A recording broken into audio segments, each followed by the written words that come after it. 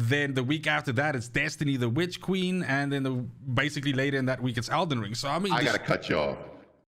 I gotta cut you off. I hit the wrong button, but I still have to cut you off. Are you sure? Because I could have sworn the devil just showed up, dog. Like I'm like, yes, master. Like, listen, how often do you and I talk? I consider us a lot. Amazing friends. All right. So guys, I gotta point something out. I had to find out that Sifu was on early access through watching and subscribing to the Full Measures channel, where he puts out a video that Sifu, a game that is high on my list, was available. I can very easily explain why that is, if you allow me. I don't want to hear it. I can very easily explain, because I wanted to give myself a head start to get some modicum of advancement in that game before you roll in and completely blow me out of the water. That is why I fucking did it. I need all the head start I can get, baby. Even an hour there did me no fucking good, because you're already smashing the shit out of the game. And I believe you're streaming later tonight, so I'm just gonna leave it there. I'm sure you're gonna blow people's fucking minds. But the game is tough, dog. It's tough. It's tough. It's fantastic. For us mere mortals, this shit is tough as fuck. But I like the game. I like games that force me to reevaluate my life, and and where I stand in the pecking order, and if I am a real man. Like, I like games that make me question, make me go into an existential crisis. And definitely Sifu humbles you in a way. The first time I went to that boss, I was like, how the fuck are you supposed to do this without dying? Like, what the fuck is up? And yeah, it's obviously possible.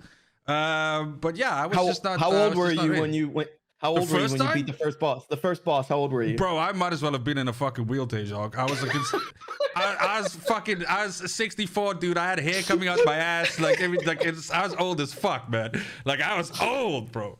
Like, the game was the game was treating me as if I had Alzheimer's. It was asking me shit like twice, and no, it was fucking bad, dude. It was bad.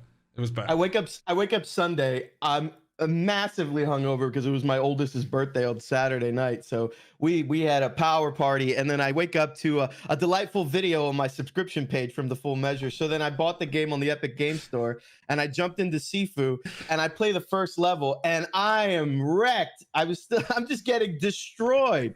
I'm like, oh no. I take a powder, I go to sleep, I wake up fully energized and sober, and I have just been in love ever since. It is a phenomenal game.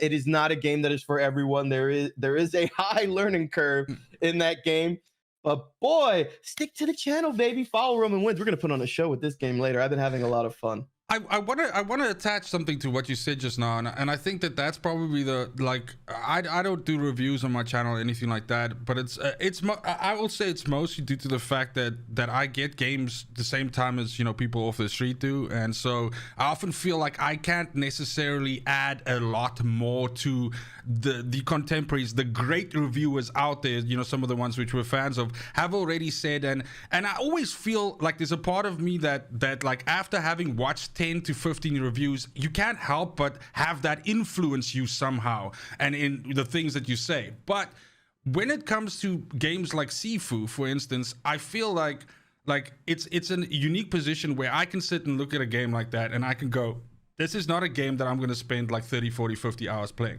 right?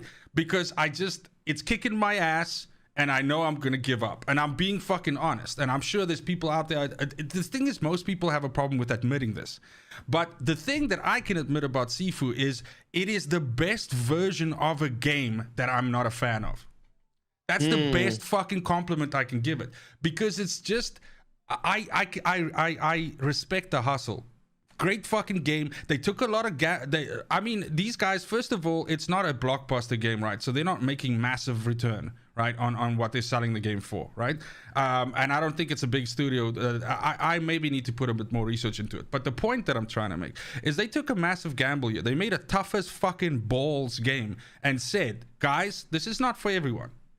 But the ones that are a fan of this genre, that like something like this, you're going to have a lot of fun. You're going to love it. This was a clip from the Separated at Birth podcast. We do the show live every Monday at 3 p.m. Eastern Standard Time, where there you can join in the show and submit live questions and comments and have them read on air. Hope to see you there.